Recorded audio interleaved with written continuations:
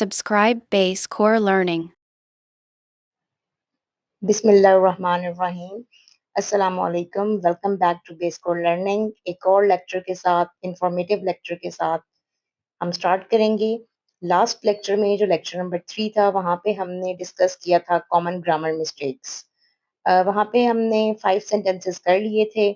आज जो है वो सेंटेंस नंबर 6 हम देखेंगे और इनकरेक्ट भी देखेंगे कि इनकरेक्ट कैसे है और उसे करेक्ट कैसे किया जाएगा, और वो इनकरेक्ट है तो उसकी करेक्शन को करने की वजह क्या है, कैसे करेक्ट करेंगे, और इनकरेक्ट है तो उसके पीछे क्या रीजन है उसके इनकरेक्ट होने का, और उससे रिलेटेड और भी जैसे हमने लास्ट टाइम भी एग्जांपल्स की थी उसी तरह बहुत डीपली जाके हम इस चीज को सॉल्व करेंगे।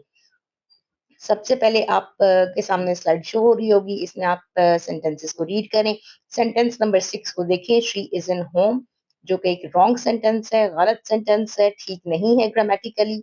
यहाँ पे होना चाहिए शी इज एट होम। जब आप एट लगाएंगे कि वो घर पर है तो ये करेक्ट हो जाएगा बिल्कुल। और एक और चीज, जब हम लोग इंग्लिश को स्टडी कर रहे होते हैं, कहीं पे भी हमारे सामने कोई क्वेश्चन आ जाता है, कोई सेंटेंस आ जाता है, कोई स्टेटमेंट आ जाती है, तो नेचुरली स्टूडेंट्स की एक नेचर होती है, और कुछ इस तरह के हमारे स्कूल्स में, एजुकेशनल इंस्टीट्यूशंस में हमें इस तरह से स्टडी करवाया जाता है कि हम सबसे पहले उसे उर्दू में ट्रांसलेट करना शुरू कर देते हैं। तो ये जरूरी नहीं है कि जो चीजें हम उर्दू में कर रहे हैं, ट्रांसलेट कर रहे हैं, उसे बिल्कुल ठीक एक्यूरेट हम कर रहे हो, क्योंकि हमारी ट्रांसलेशन वर्ड बाय वर्ड वैसी नहीं होती, और बहुत सी चीजों की ट्रांसलेशन हमें पता ही नहीं होती, हम सिर्फ एक अंदाजे पे कर रहे होते हैं। तो अब देखिए आप, sentence number 6, she is in home, this is incorrect and the correct one is she is at home. ये कर लें आप, इस सेंटेंस को रीड कर लें, इसकी करेक्शन में कराती हूँ और एक्सप्लेन भी करती हूँ।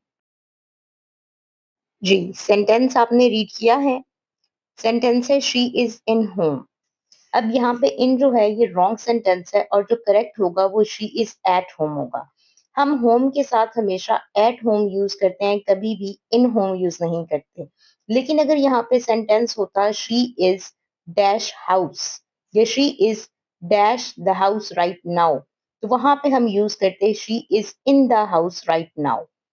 होम के साथ हमेशा एट आएगा। क्यों एट आएगा? क्योंकि एट होम जो है ये फिक्स्ड प्रपोजिशन है।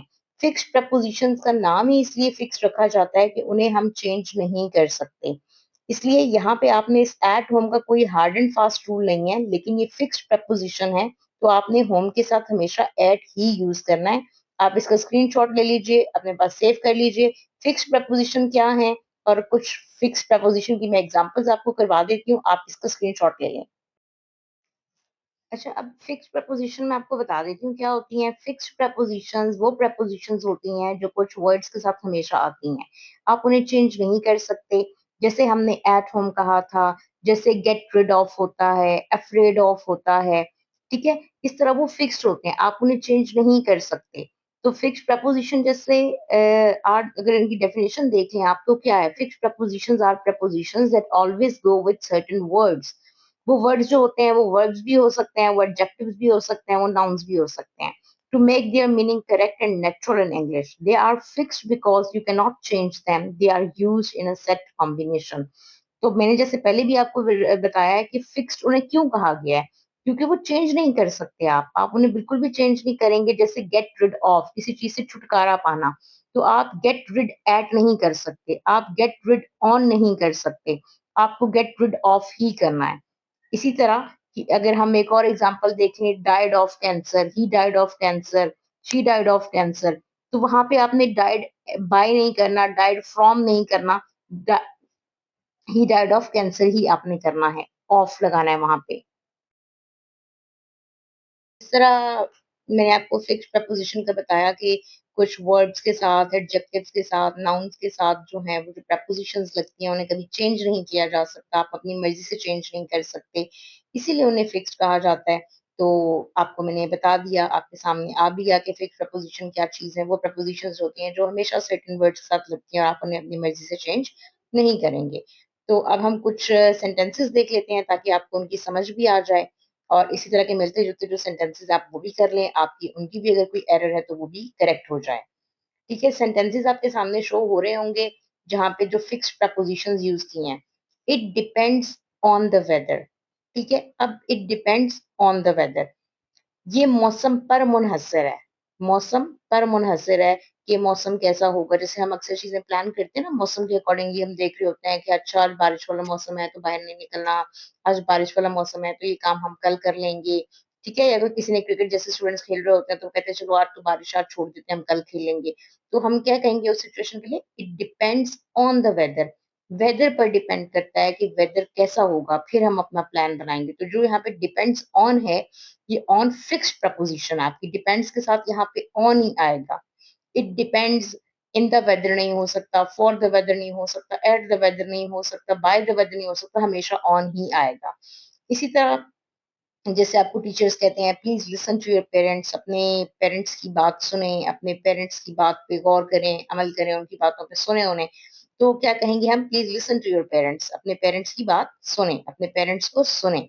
यहाँ पे लिसन के साथ टू ही आएगा, कोई और चीज नहीं आएगी, फिक्स प्रपोजिशन है।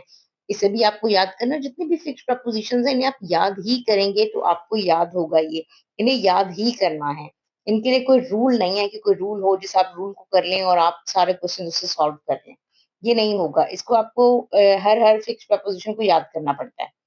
जिस तरह आगे देखें, she is afraid of the dark, किससे डर लगता है उसे, उसे डार्क से डर लगता है, अंधेरे से डर लगता है। ठीक है, तो she is afraid from the dark आप कभी नहीं करेंगे, अगर आप फ्रॉम द डार्क करेंगे तो फिर आपका जो रिजल्ट होगा वो भी डार्क हो जाएगा। इसलिए आपने फ्रॉम द डार्क नहीं करना बल्कि अफ्रेड ऑफ द डार्क करना है। इसी तरह आगे है, I am interested in learning English. ठीक है, इंग्लिश सीखने में इंटरेस्ट है मुझे, तो I am interested in learning English. आपने वहां पे इन ही लगाना है, ये इंटरेस्टेड इन यहाँ पे क्या है, ये फिक्स प्रपोजिशन है।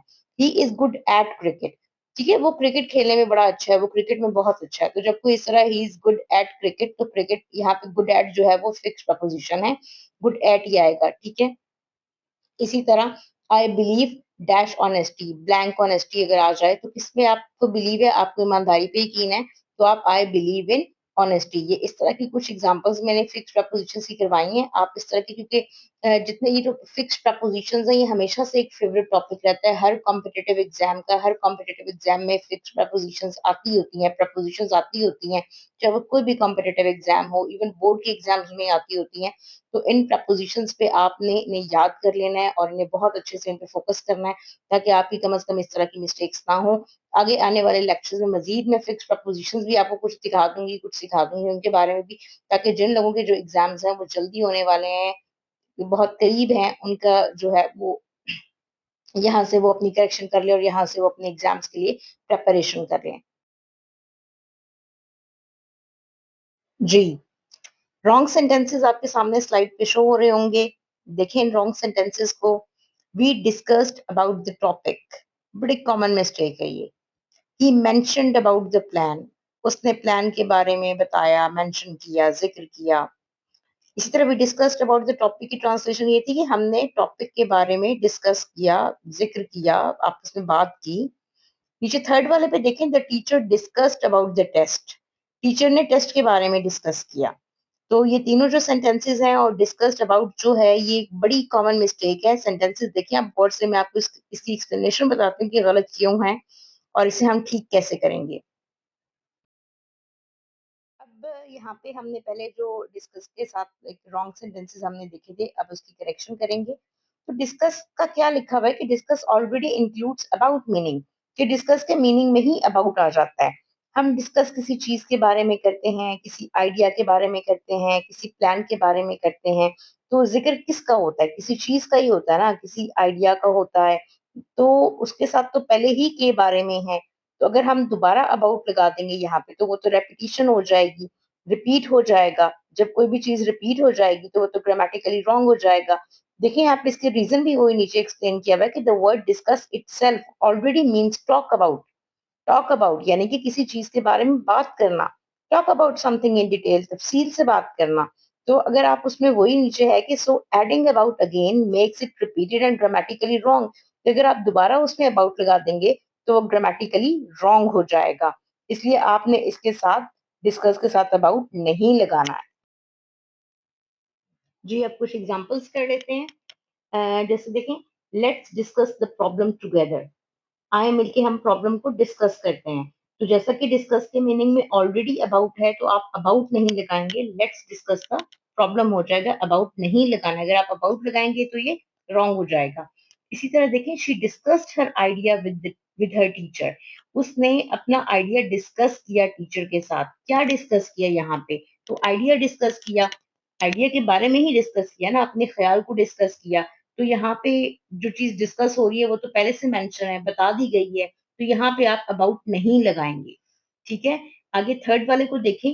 We discussed the results after the meeting. Meeting के बाद हमने रिजल्ट्स को डिस्कस किया था, उन पे बहस की थी, उन पे बात की बहुत तफसील के साथ। तो मीटिंग के बाद हमने जो चीज डिस्कस की, जिसके बारे में बात की बहुत तफसील से, वो क्या चीज थी? वो रिजल्ट्स थे। ठीक है, तो किस चीज के बारे में डिस्कशन हुई? वो रिजल्ट्स के बारे में डिस्कशन हुई। अबाउट का मीनिंग पहले से ही आ रहा है, तो यहाँ पे आपने कभी भी अबाउट नहीं लगाना है। ठीक है, इसी तरह आगे वाला देखें। He mentioned your name in the meeting. अच्छा, मेंशन्ड जो है ये मैंने पहले नहीं कराया, लेकिन मेंशन्ड भी डिस्कस्ड का ही मीनिंग देता है। ठीक है, आप किसी चीज के बारे में मेंशन करते हैं, किसी चीज के बारे में ना, कोई चीज मेंशन हो रही होती है। ठीक है, वो आगे क्वेश्चन मार्क का आंसर भी होता है कि क्या चीज आपने मेंशन की है, तो आप बताते हैं कि ये मेरा आइडिया था, मैंने ये मेंशन किया है। तो मेंशन के मीनिंग में भी अबाउट पहले से मौजूद होता है, तो वहां पे आपने मेंशन्ड के साथ भी अबाउट नहीं लगाना, ये याद रखना है। और डिस्कस्ड के साथ भी आपने कभी अबाउट नहीं लगाना। ठीक है, अगर यहाँ पे ये होता he mentioned about your name in the meeting, तो ये रॉन्ग हो जाएगा। करेक्ट क्या है? He mentioned your name in the meeting. उसने आपका नाम मीटिंग में मेंशन किया था, जिक्र किया था आपके नाम का। इसी तरह देखें, नीचे वाला देखें। She mentioned the new policy in her speech. उसने अपनी स्पीच में नई पॉलिसी का जिक्र किया था। तो किस चीज का जिक्र किया था वो बता दी गई है। क्या चीज है वो? नई पॉलिसी उसने अपनी स्पीच में मेंशन की थी। तो जहां पे भी पहले से जो मीनिंग है वो अबाउट का आ रहा है, तो वहां पे आप कभी भी दोबारा अबाउट नहीं लगाएंगे। तो मेंशन्ड और डिस्कस्ड ये दोनों एक ही मीनिंग दे रहे होते हैं। ठीक है, किसी चीज के बारे में ही आप बात कर रहे हैं ना, तो यहाँ पे अबाउट नहीं लगेगा, इनके मीनिंग में पहले से ही अबाउट होता है। इसी तरह लास्ट वाला देखें। They mentioned that they would come later. ठीक है, उन्होंने बताया था, मेंशन किया था, तो किस चीज के बारे में बताया था? ठीक है, वो आपको बताई हुई है कि दे वुड कम लेटर। तो जब किसी चीज के बारे में पहले से ही बता दिया गया है, उसमें तो पहले से ही अबाउट है।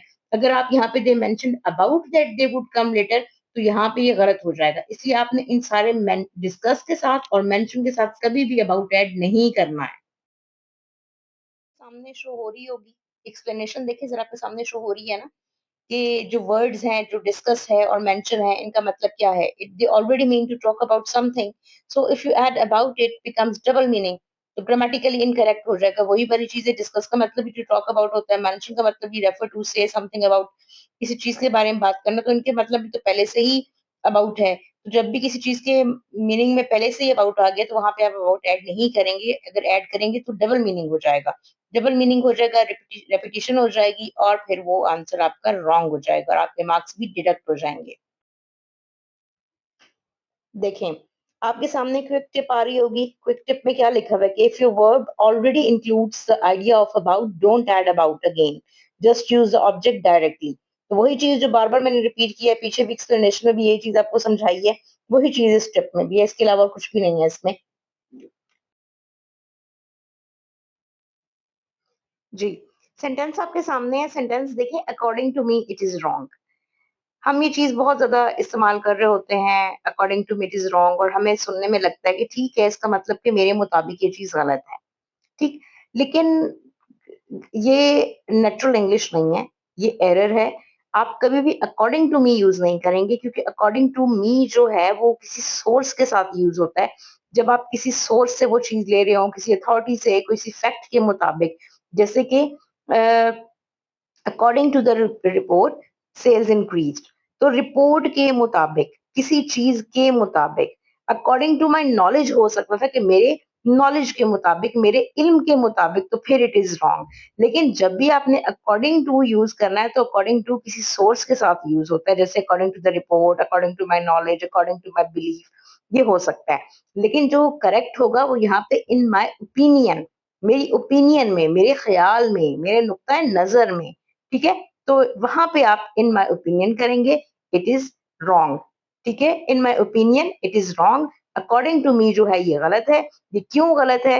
क्योंकि यहाँ पे देखिए आप नीचे मैंने इसकी एक्सप्लेनेशन में लिखी हुई है कि native speakers rarely use according to me because according to is normally followed by sources, authorities or facts. According to implies an external source. According to आप हमेशा तब यूज करेंगे जब किसी एक्सटर्नल सोर्स से कोई चीज आप तक पहुंचे, किसी अथॉरिटी से कोई चीज पहुंचे, किसी और का जो फैक्ट हो वहां से पहुंचे। आप अपनी थॉट्स के लिए, अपनी थिंकिंग्स के लिए, अपने आइडियाज के लिए अकॉर्डिंग टू नहीं करेंगे, अपनी ओपिनियन के लिए भी आप कभी अकॉर्डिंग टू नहीं करेंगे। ठीक है, तो कोई बैरूनी ताकत से कोई चीज आपने हासिल की है, किसी एक्सटर्नल सोर्स से आपने हासिल किया है, कोई एक्सटर्नल सोर्स से आपको कोई नॉलेज मिल रहा है, तो वहां पे आप अकॉर्डिंग टू यूज करेंगे। यही एक्सप्लेनेशन यहाँ पे इंग्लिश में लिखी हुई है कि in English according to is normally use to report someone else statement. किसी और की स्टेटमेंट, कोई फैक्ट हो गया, कोई फिगर्स हो गए, कहीं और से आपने जैसे डाटा कलेक्शन होती है कहीं से कलेक्ट की है, वहां पे आप कर सकते हैं। किसी अथॉरिटी से आप कोई इंफॉर्मेशन आपने ली है तो उसको आप वहां पे यूज करेंगे ये अकॉर्डिंग टू हमेशा किसी एक्सटर्नल सोर्स के लिए होगी। जब भी कोई सोर्स होगी तो वहां पे आप अकॉर्डिंग टू यूज करेंगे, लेकिन अपनी थॉट्स के लिए और आइडियाज के लिए कभी भी आप अकॉर्डिंग टू यूज नहीं करेंगे। इसकी एग्जांपल जैसे हमने कहा according to the weather report. अब वेदर रिपोर्ट के मुताबिक, ठीक है, कि वेदर रिपोर्ट क्या कहती है, वो ये बता रही है, वेदर रिपोर्ट ये कह रही है कि इट विल रेन टुमारो, कल बारिश होगी। तो अब यहाँ पे अकॉर्डिंग टू बिल्कुल करेक्ट है कि किस चीज से आपने नॉलेज लिया, कहाँ से आप ये बात कर रहे हैं, सोर्स क्या है, एक्सटर्नल वेदर रिपोर्ट है। क्योंकि सोर्स का जिक्र हो गया यहाँ पे, तो according to weather report it will rain tomorrow, यानी कि वेदर रिपोर्ट के मुताबिक, मौसम की सूरत हाल के मुताबिक कल जो है वो बारिश होगी। तो यहाँ पे अकॉर्डिंग टू चलेगा। और वैसे अकॉर्डिंग टू का जो सिंपल यूज है वो भी मैंने एक्सप्लेन कर दिया बहुत अच्छे तरीके से, बहुत डिटेल में, कि किसी और के फैक्ट्स को, फिगर्स को, अथॉरिटी को, कोई एक्सटर्नल सोर्स से आपको मिल रही होगी तो आप वहां पे अकॉर्डिंग टू यूज करेंगे। अपने आइडियाज को एक्सप्लेन करने के लिए, अपनी ओपिनियंस को शो करने के लिए, थॉट्स को शो करने के लिए आप कभी भी अकॉर्डिंग टू यूज नहीं करेंगे, वो ग्रामेटिकली मिस्टेक होगी आपकी। जी देखें, सेंटेंस है in my opinion it is wrong. जैसे हमने कहा था कि according to me it is wrong, वो इनकरेक्ट है, और इसकी जगह पे जो करेक्ट है, आपने जिसे करेक्ट करना है वो है in my opinion it is wrong, ये होगा करेक्ट सेंटेंस। अब इसकी एक्सप्लेनेशन भी देख लेते हैं कि इन माई ओपिनियन जो है ये आपकी पर्सनल बिलीफ है, आपका पर्सनल नॉलेज के बारे में आप कह रहे हैं, आपका पर्सनल व्यू पॉइंट है, यानी कि कोई चीज किसी का जाती ख्याल हो सकता है। ठीक है, तो जब भी इन माई ओपिनियन यूज करना है तो वो किसी की पर्सनल व्यू के बारे में होता है कि मेरा ये ख्याल है कि ये चीज गलत है। आप अपने ख्याल को यहाँ पे एक्सप्लेन कर रहे होते हैं। तो वही चीज यहाँ पे नीचे एक्सप्लेनेशन में दी हुई है कि you are expressing your personal view और belief about something being incorrect, यानी कि आप अपनी जाती राय दे रहे हैं, आप अपना जाती ख्याल पेश कर रहे हैं कि जो चीज ये है ये आपके ख्याल के मुताबिक या मेरे ख्याल के या मेरे नुक्ता नजर के मुताबिक जो है ये ठीक नहीं है।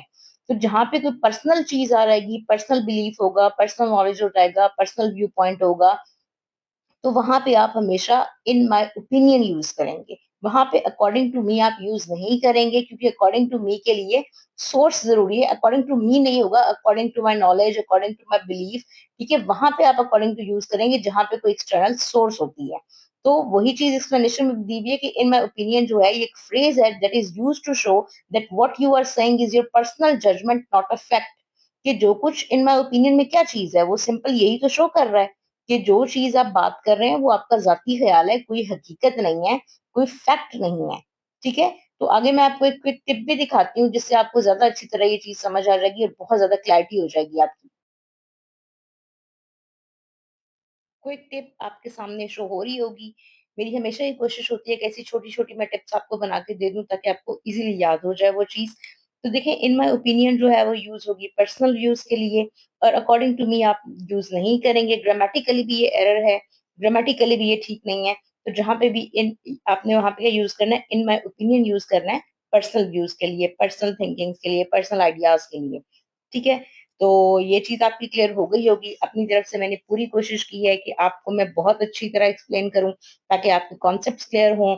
और पहले भी जैसा कि मैंने चैनल की जब फर्स्ट वीडियो स्टार्ट हुई तब भी मैंने आपको यही बात कही थी कि मेरी जो नॉलेज जो मैं आपको प्रोवाइड कर रही हूँ इसके लिए किसी बुक की जरूरत नहीं है, किसी नोटबुक को साथ रखने की जरूरत नहीं है, कि आप मुझसे ना पूछें कि ये कौन सी बुक से करवा रही हैं, ये आपको कहीं किसी बुक से नहीं मिलेगा। ये स्कूल के किसी बुक में नहीं है, ये चीज़ें आपको नहीं मिलेंगी, किसी ग्रामर की बुक में इतनी डिटेल में जाके आपको नहीं समझाया जाएगा, कोई एजुकेशनल इंस्टीट्यूशन मुझे ऐसा नहीं लगता है जो इतनी डिटेल में समझाए, क्योंकि मैं खुद भी टीचिंग की फील्ड से ही हूँ और मेरा अपना बच्चा भी है, तो वेल रेप्यूटेड स्कूल्स में वो जाता है, तो इस वजह से मुझे पता है कि ये चीज़ें आपको क्लासरूम में कम से कम ये चीज़ें नहीं मिलती हैं।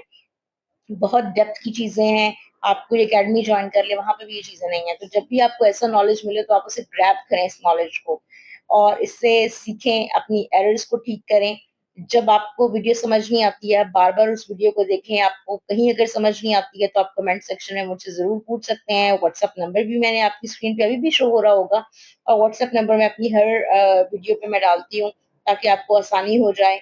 तो अगर आपने इस वीडियो से कुछ सीखा है और बाकी भी जितनी वीडियोस हैं उसमें से आपने कुछ भी अच्छा सीखा है, कोई आपको इन्फॉर्मेशन मिल रही है, आपका नॉलेज इंक्रीज हो रहा है, तो आप ज़रूर मुझे बताएँ और आप कुछ सीखेंगे। यही मेरी बड़ी अचीवमेंट है कि कोई एक भी बच्चा जो है, कोई एक भी स्टूडेंट जो है वो इन सब चीज़ों को सीख रहा है। तो नंबर जो है व्हाट्सएप का वो आपकी स्क्रीन पे शो हो रहा है, मैं आपको बोल के भी बता देती हूँ 0322721654। इसके अलावा अगर कैडेट कॉलेज की प्रिपरेशंस हैं, कॉम्पिटिटिव एग्जाम की कोई प्रिपरेशन है, इवन बोर्ड की एग्जाम्स की कोई प्रिपरेशन है, ओपन की जो असाइनमेंट्स हैं, उनके लिए आप इस नंबर पे बिल्कुल मुझसे कॉन्टेक्ट कर सकते हैं और बाकी वीडियो जहाँ से समझ ना आए उसे बार-बार देखिए और कैडेट कॉलेज के नोट्स भी मेरे पास बिल्कुल हैं। और इवन इन सब चीज़ों के भी नोट्स अवेलेबल हैं मेरे पास। कोई अगर नोट्स लेना चाहे तो वो भी तब भी मुझे कॉन्टैक्ट कर सकते हैं इस व्हाट्सएप पे। आप व्हाट्सएप नंबर आपके पास है तो आप हर तरह से मुझसे व्हाट्सएप नंबर पे कॉन्टैक्ट कर सकते हैं। जो भी नई चीज़ सीखी है मुझे ज़रूर बताइएगा और अगला आने वाला आपको कहाँ पे किन एरियाज़ में प्रॉब्लम होती है, किन एरियाज़ में डिफ़िकल्टी होती है इंग्लिश के, जो आप सीखना चाहते हैं और जो आप चाहते हैं कि अगले टॉपिक्स हों। नाउन को मैंने कवर करना है, बड़ा बेसिक से इनिशियल से स्टार्ट करना था, लेकिन क्योंकि अभी कुछ स्टूडेंट्स के एग्जाम होने वाले हैं तो तब इसलिए मैंने ऐसे टॉपिक को चूज़ किया था जहाँ बड़ी कॉमन मिस्टेक्स हो रही हैं। ठीक है? तो हम नाउन को भी स्टार्ट करेंगे, बड़ी डिटेल से स्टार्ट करेंगे और फ्रॉम द वेरी बिगिनिंग कि noun is a living word वहाँ से स्टार्ट करेंगे इसे। ठीक है? और एडवांस की तरफ जाएँगे। बाकी कौन-सी नई आपको प्रॉब्लम हो रही है, किस जगह पे हो रही है इंग्लिश की कौन-सी जगह पे हम वो भी कर लेंगे। लेटर राइटिंग, एसे राइटिंग क कम जितनी भी चीज़ें हैं सब हो जाएँगी। कॉम्प्रिहेंशन करने का तरीका भी मैं आसान आपको सिखा दूँगी। लेकिन जहाँ आप मुझे बताएँ कि आपको ज़्यादा प्रॉब्लम कहाँ पे है। और अपना बहुत सा ख्याल रखें, अपनी स्टडी पे फ़ोकस करें और मेक योर करियर, ठीक है? तो अगली वीडियो के लिए और एक और चीज़ जो मैं ऐड करना चाहूँगी कि वीक में सिर्फ 3 वीडियोज़ होंगी, ठीक है? तो इसलिए ज़्यादा वीडियोज़ मैं नहीं कर रही, वीक इतना टाइम नहीं होता है, वीक में 3 वीडियोज़ होंगी, उनको देखें और अगली वीडियो कौन-सी होनी चाहिए मुझे ज़रूर बताइएगा। अपना ख्याल रखें, स्टे ब्लेस्ड, आमीन, अल्लाह हाफ़िज़।